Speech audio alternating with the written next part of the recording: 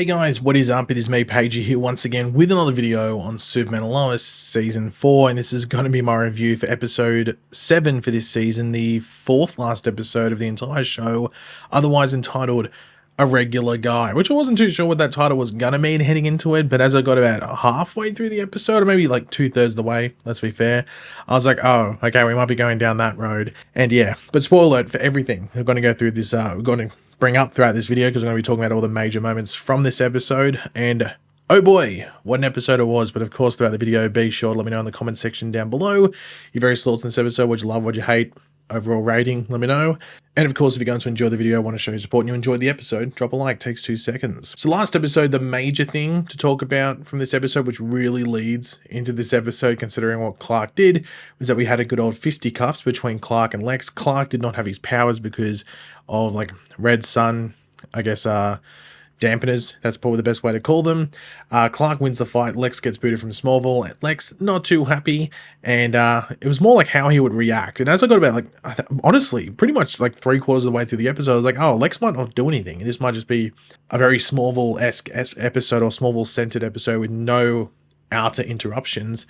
Yeah, that doesn't last long. In the final quarter, Lex gets his sticky hands into everything, but that really is led off from that fight at the end of last episode. But overall, this episode, I think it's the best. I think it's the best episode this season so far, and there's been some really, like, episode 1 I think is borderline perfect, and this one, I will say it, if the Emmys weren't completely rigged, well, not rigged, but heavily like biased in regards to favoring like certain networks or specifically certain shows, this 100%, this specific episode, I'm not talking about the season as a whole, this specific episode deserves Emmys, I think, for writing, and I think also for directing as well. I thought the episode was put together in an like amazingly, but the Emmys is like effed up and like they're biased towards like nothing really like, oh wow, what a surprise, like that never happens with that.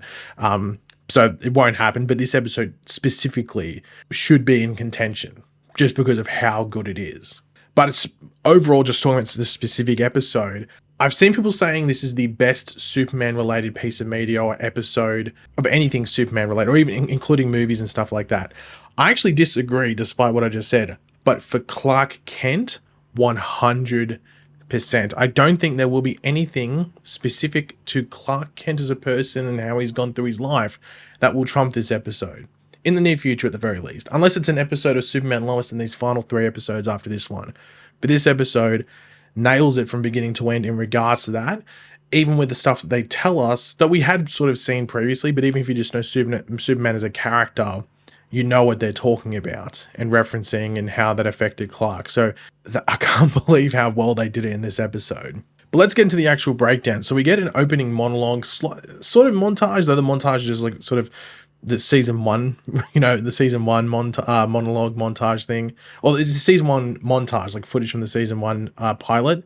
But with a new one, it's sort of like contrasting between with Metropolis. It was much easier for Clark to go in and out as Superman, and like someone have to be really paying attention. There is one person in particular that features in this episode that was paying attention, but like they would have had to be like paying attention to specifically Clark Kent and putting together, okay, when's Superman doing stuff, when's Clark Kent doing stuff like that. So it was much easier to be Superman in Metropolis compared to Smallville, where, you know, everyone knows you already and you're not a small fish in a large pond. You are that big ass koi fish that someone put in a fish tank. But we do have Clark working hard to convince people that he is not Superman. The one specifically we do see is Coach Gaines, and it's leading Clark to be like clumsy and goofy and stuff like that, and also pretending to be hurt because, sure, Superman could act clumsy and goofy, but Superman would not get hurt by like, what, a car door, I think it was, like slamming on his hand or something like that. So it's things that he's really pushing himself, and it's like clearly stressing him out, but it's something that he's just feels is necessary. Whether it works or not, that's a wait and see. And I think it's also like you could sort of see that, like, I guess mentally he was trying to just convince himself that it was working, because I think with Denise, the girl at the shop who was like friends with Jordan and Jonathan, that it didn't work, but then with Coach Gaines it seemed to work. So it's like I think he's just convincing himself that he can sort of like get away with it, which I guess is just like one of those things where it's just like, well, I'm just hoping, I'm putting hope ahead of reality.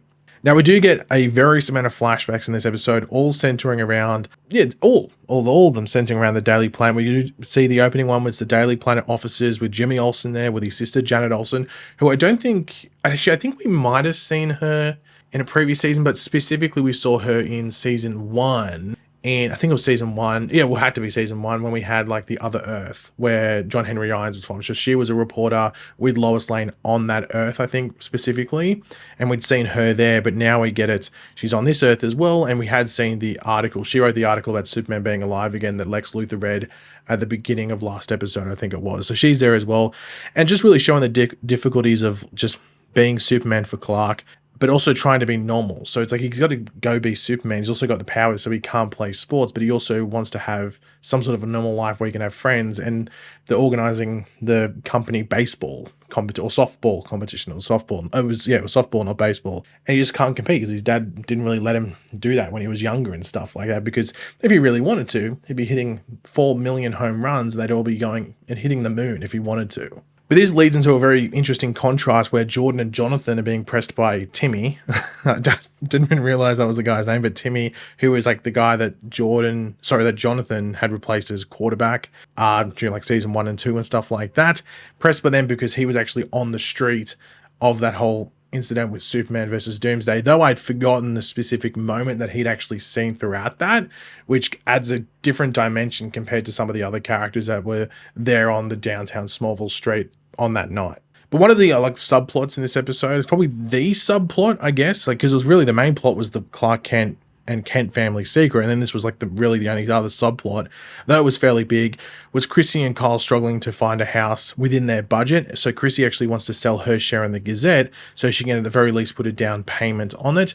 But at the same time, it's this thing of like, she'd built the Gazette up, or like been a part of the Gazette for so long and built it up to where it is now since Lois came in and stuff like that. So it's this big struggle that she just doesn't really want to, she's sort of just tossing up in regards to like, is it worth giving up that part of her life to move into this new part, or can there be a balance? So it's a bit of a struggle there, which I guess would be very relatable to a lot of people in regards to like finding the money to, nowadays to put down a down payment on a goddamn house, let alone just a property. It could be an apartment, let alone a house. Now, Jonathan actually does reveal to Clark and Lois that about Candace, knowing not only his, but of course the family's secret. Of course, Jordan was the one that told her this, not Jonathan, but he gets roped into it anyway. Clark and Lois are not happy. And the boys are struggling like, okay, well, she's not going to tell anyone. Of course she's not going to tell anyone. But Lois talks to the boys about the importance of keeping this secret throughout Clark's life. And though some people might know, like Lana now knows, but it's just, that's all being built up through pressure, like Kyle and Lana and then Chrissy and then of course like someone like John Henry Irons. That wasn't necessarily Clark's like straight up like, oh, I'm just going to go tell them now. That was almost like it was built up through pressure or having to in the moment. Like Kyle wouldn't know if he wasn't there that night, if he didn't come trying to press the family about what Jordan, well actually I think he was accusing Jonathan, but it was about one of the sons having powers. He wouldn't have known that Clark was Superman. So it's just all about circumstances there. So while those people, like those few people really in the context or the reality of Clark's life and the scope of it, they might know, many haven't been told. Many people that Clark has cared about in the past do not know that he's Superman. And when that came up, I was like, it makes you sit there. And I knew, obviously, I think most people watching would have known that he was one of the specific people that did not know he was Superman was Jimmy Olsen. Like that was clearly going to be, I think, the emotional crux in regards to that decision in regards to one specific person who we don't see at all in this show. He's been mentioned in the past roughly, but he's clearly not a mainstay in Superman or specifically Clark Kent's life, which feels a bit weird because he's Clark Kent's best friend. So it feels a bit weird that it hasn't been brought up that many times and we haven't seen him previously on the show. And this episode and this backstory reveals why there really wasn't that overall connection, because it almost felt like Clark was pushing him away through various means, which comes to a head at the end of the episode. But we also get a bit of a mix there where Clark takes the boys to Timmy's, but he didn't necessarily was like, oh, well, specifically that Clark is Superman. He saw Jordan fly away with Clark's body. So that was his big thing in regards to knowing that Jordan has powers, because he goddamn saw him. It's not connect the dots. He actually saw Jordan fly away with the body, which I remember seeing him there in like when they did the whole stuff in episode 1 and 2. But I've just forgot what he'd actually seen. I just thought he might have seen the family around the body. I wasn't too like, I just couldn't remember too much in regards to who specifically would have seen Jordan fly away with it. But we do get a flashback again, specifically to the Daily Planet. And we have Jimmy really frustrated with Clark's constant absence from like the baseball stuff, or the softball stuff that they're doing, and he shows his evidence to support it. Like, oh, okay, these are the dates or the times that you weren't at these specific moments in the softball games, and then Superman's doing all the stuff. Now there is a cool Easter egg here. I only caught 2 of them. I forgot about the third one. But I had a bit of a look up before I did this review and I found it. So they're all references to Christopher Reeve films. So the helicopter that's falling down, that's obviously the first Superman, and then the train in the Eiffel Tower also from those Christopher Reeve Superman films. So I thought that was a nice touch. I think most people would have caught on to the helicopter one, obviously, because it's so iconic. It's whenever there's really anything shown from the Superman film, they always show the helicopter thing. But yeah, I thought it was a cool Easter egg there.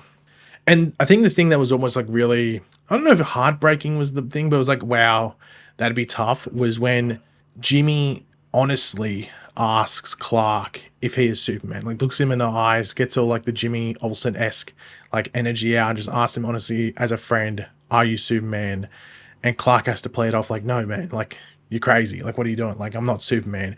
And that would have been really, really hard for Clark, you can tell. And like, I think that almost like would have put a wedge in there, ever really being an ongoing friendship there, just because Superman was always going to be first and foremost in Clark's life. And it's always going to be this constant hurdle that's coming up in the way of anything going forward.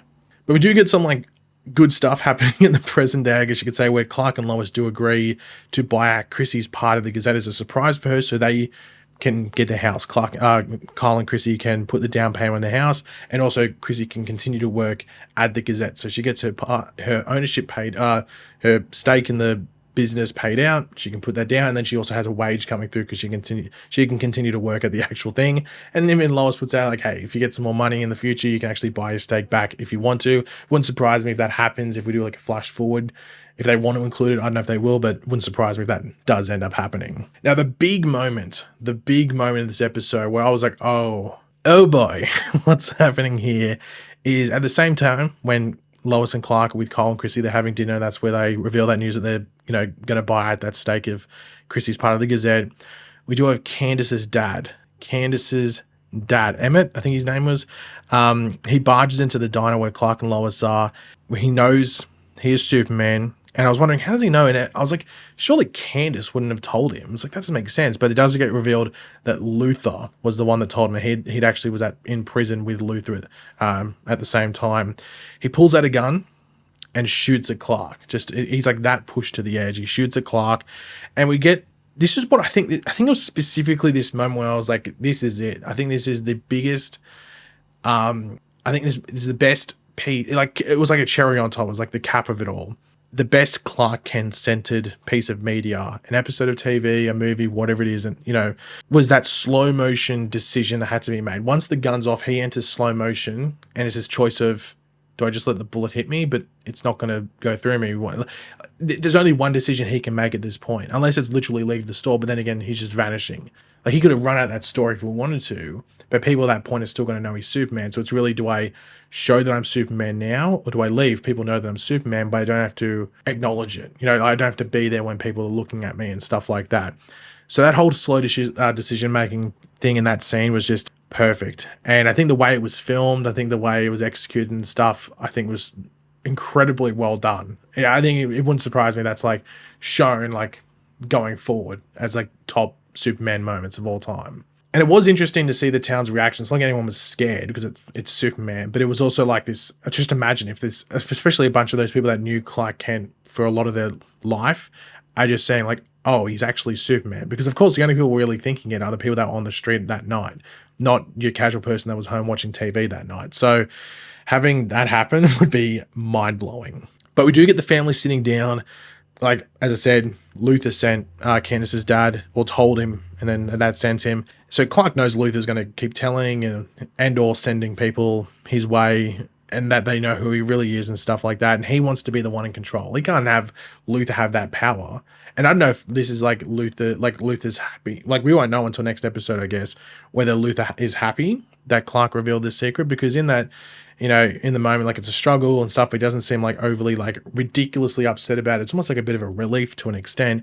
But I am interested to see if, like, Luthor is happy that happens, or if this isn't what he expected. He thought, like, I guess Clark would keep bouncing it back and stuff like that, and Luthor keeps sending people and annoying him or something like that. I'm not too sure. But yeah, Clark wants to be in control, and the family agrees to him revealing it, which I think is a big moment. And I'm very intrigued to see how it plays out in episodes going forward, with specifically like Jordan and Jonathan, because everyone knows not only that their dad's Superman, but also potentially that they have powers. Because that's the thing that's not revealed, is that like they have powers.